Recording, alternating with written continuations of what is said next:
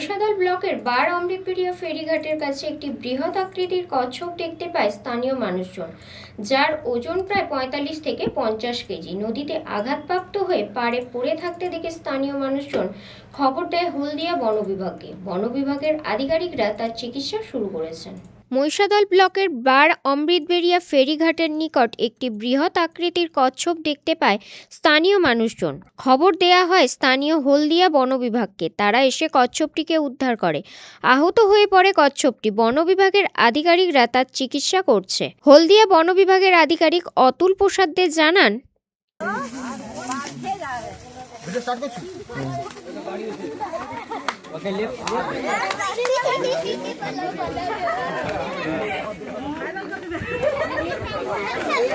একটা তো বস্তা নিলে হয়, চটের চট্টর কিছু হবে না, একটা বস্তা দাও না, জল দিয়ে।